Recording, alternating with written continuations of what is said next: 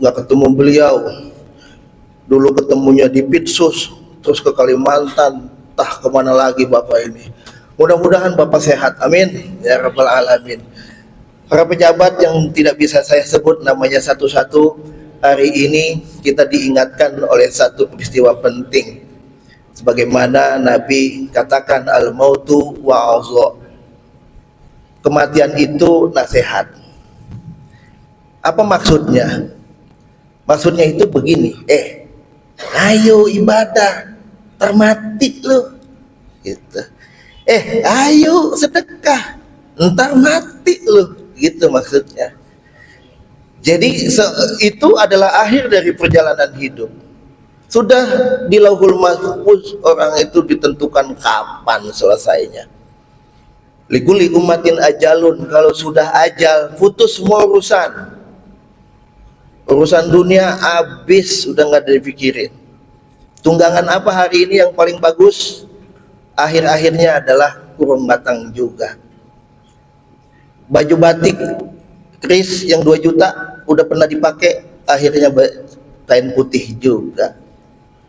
Makan enak, akhirnya nggak ketelen juga. Akhir ini. Bagi orang beriman, kata Allah, allazi khalaqal mauta wal hayata liyabluwakum ayyukum ahsanu amala, ujian. Mati ujian, hidup ujian. Hidup banyak urusan, utang piutang, rumah tangga, anak, pendidikan. Waduh, ujian juga bagi kita. Ngejalaninnya penuh dengan seksama dan kesabaran kepada Allah. Meninggal begitu juga. Kan meninggal itu yastakdimuna wa apa, tidak ada yang bisa nunda, nggak ada yang bisa mengakhirkan. Udah waktunya ya udah, putus urusannya. Saudara sekalian, menurut Imam Ghazali, kita itu malaikat pencabut nyawa ngelihat kita itu sehari 300 kali. Ayo ngapain lo? Ayo lagi ibadah. Waduh, lagi sama Lady LC karaoke. Waduh, lagi sedekah 300 kali. Makanya karena Nabi kematian setiap hari itu kita mati. An-naumu termasuk tidur. Karena kematian di dalam Al-Quran itu paling banyak disebutnya dengan kata hayatun. Hayatun itu 120, al-mautun 130 lebih. Jadi lebih banyak menyebut kematian daripada kehidupan. Tidur adalah mati sementara, di mana kita tidak bisa dijamin oleh siapapun subuh bangun. Oleh karena itu disunahkan kalau mau tidur pesen wasiat sama bini, neng, tuh tabungan abang di lemari atas, itu pinnya 1, 2, 3, 4, 5, 6. Itu ada deposito di BNI 1 miliar. Ini surat kuasanya nanti saya tanda tanganin. Tinggal isi nomor KTP siapa yang dikuasakan. Tuh tanah yang sebelah sono biarin, jangan diapa-apain. Kenapa bang? Punya orang. Lu serobot kena hukum lu. Motor yang di sana itu STNK-nya atas nama adik, bapak sudah balik nama. Mudah-mudahan besok kita selamat. Bismika Allahumma humma ahya wa bismika wa amut. Tidur pak, mati bang dari jam 11.23 sampai subuh, berarti mati 6 jam 7 jam. Kemana itu? Balik lagi nggak jamin. Ketika sudah tidur itu pun kita sudah tidak tahu apa-apa, karena sudah itu disulahkannya begitu. 300 kali malaikat melihat kita itu. Oleh karena itu dalam aktivitas kita keseharian, jangan lupa semuanya ibadah kepada Allah. 1 detik pun jangan sampai kita lupa dengan Allah. 300 kali malaikat kita lihat. Bagaimana cara malaikat mencabut nyawa? Ada satu kitab Al-Hayah Al-Mautun karangan Maula. Dia katakan bahwa kematian itu ada 3 tahap malaikat mencabut nyawa itu. Yang pertama, pegang kakinya, pasti dingin. Yang kedua, naik ke atas. Yang ketiga, ke kerongkongan, terus sampai akhirnya mata itu mendelik ke atas seolah-olah dia melihat sesuatu yang pergi. Malaikat mencabut nyawa tergantung. Kalau orangnya soleh, pelan-pelan. Pelan-pelan. Asyhadu alla ilaha illallah. Ayo Pak, sebut Pak. Alla ilaha. Susah banget kayaknya. Susah. Memang sepele nih, la ilaha illallah. Tapi kalau dicabut, la ilaha, kaku. Yang kedua, malaikat main betot aja. Set. Wah. Dan kata Imam Ghazali, ketika ditarik ruh itu dari jasad, rasanya seperti ditusuk pedang 100 kali. Luar biasa. Saya sih belum ngalamin mati ya. Cuman saya lihat, oh rupanya begini cara kematian. Dan itu bukan sesuatu yang menakutkan bagi orang beriman. Ini adalah kebahagiaan. Bagaimana kita bisa ketemu Tuhan abadi. Tuhan itu suci, dia hanya bisa didekati oleh orang-orang suci. Maka segala urusan dunia, utang, janji, apapun namanya, hakul Adam, selesai di sini. Wah, ngeri Pak kalau melihat kematian itu. Makanya ini adalah nasihat di mana kita lihat, oh suatu saat kita bisa akan seperti ini keadaannya. Luar biasa. Aduh, ngomongin kematian makin lemes saya. Kuliruh min amri Rabbi. Jangan tanya kapan kita mati, karena urusan Allah Subhanahu wa ta'ala. Kuliruh min amri Rabbi. Lalu tandanya ada Pak. Di dalam hadis tanda kematian itu 5. Yang biasanya terjadi nih. Yang pertama 100 hari. Yang kedua 40. Yang ketiga 7. Yang keempat 3. Yang 1 hari H. Pasti orang meninggal sebelum sholat asar. Kenapa?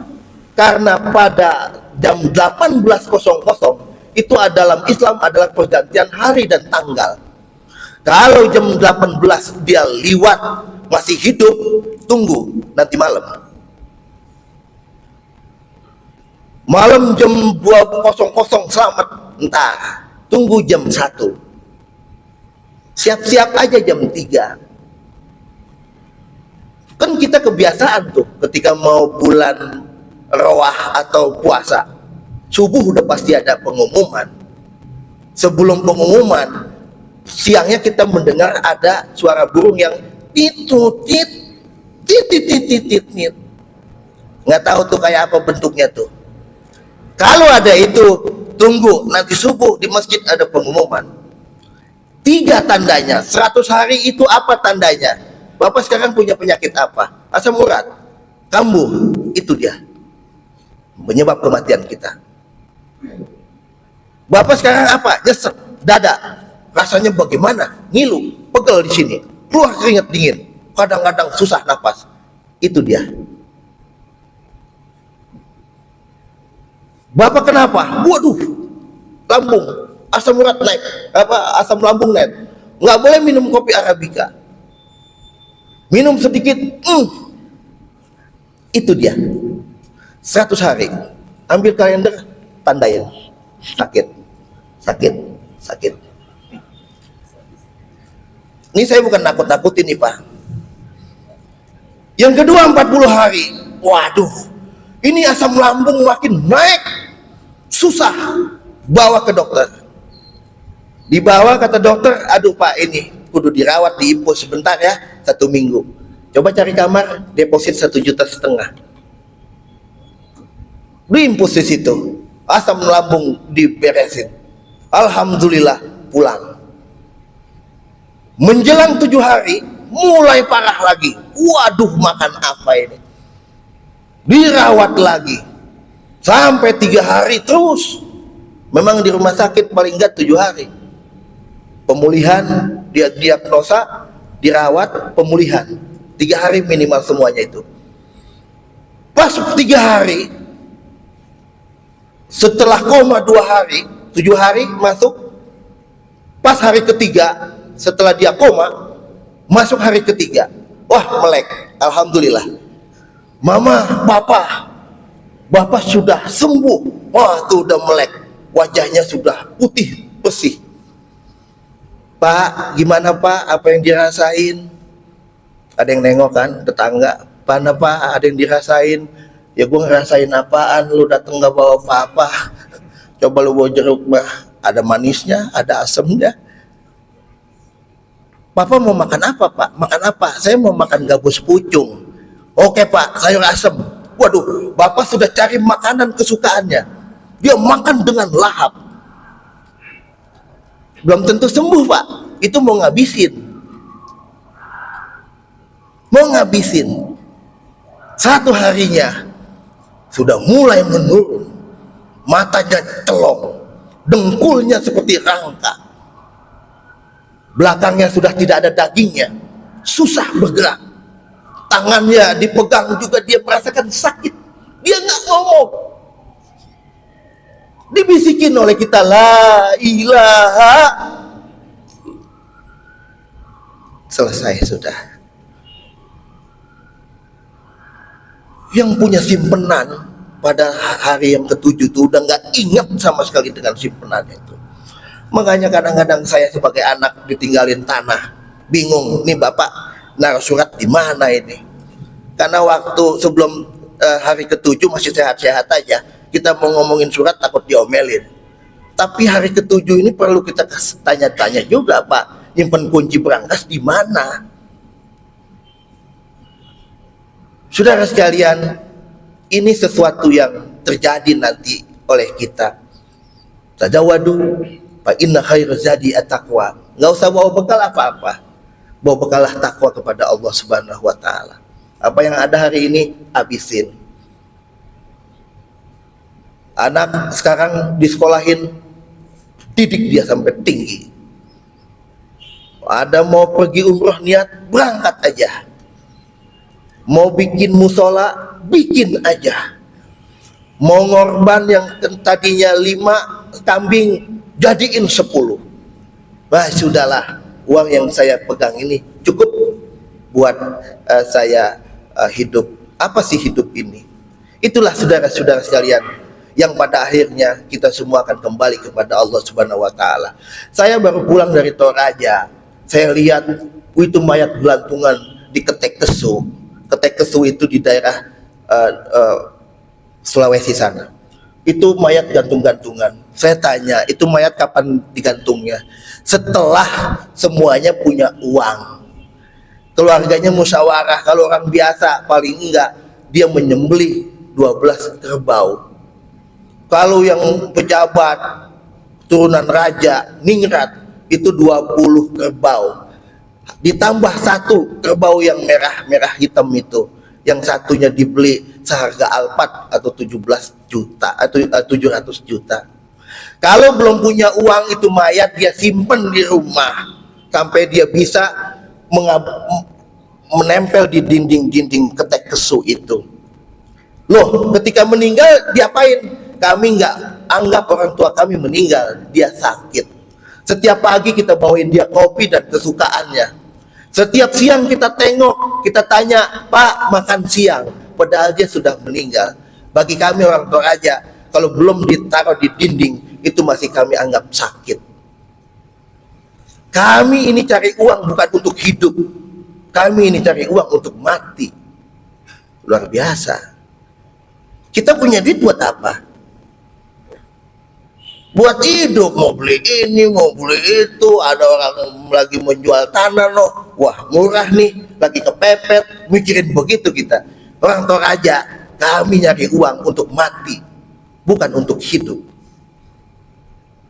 Waduh, luar biasa ini. Nah, saudara-saudara sekalian, bekal yang utama bagi kita adalah takwa. Hari ini apa yang kita punya? Ya, itulah yang menjadi bekal kita.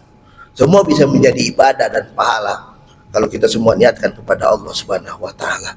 Di kulli umatin ajalun, setiap orang itu ada masanya. Setiap masa ada orangnya. Nggak ada yang abadi. Siapa yang punya harta banyak triliunan hari ini? Nggak ada. Almarhum Bustanul Arifin, itu rumahnya megah, punya 15 kamar. Datang saya ke sana, Pak, sedang makan siang, labu siem dan tempe bacem. Pak Bustanul Arifin, makan apa ini? Ini saya punya apa-apa, tapi saya makan yang nggak ada apa-apa. Selesai sudah.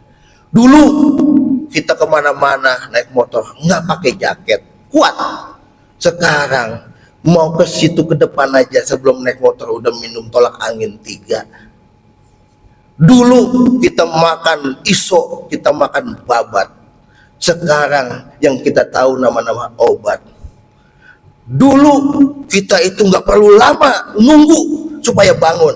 Sekarang kita kenapa lama banget untuk bisa bangun? Assalamualaikum warahmatullahi wabarakatuh.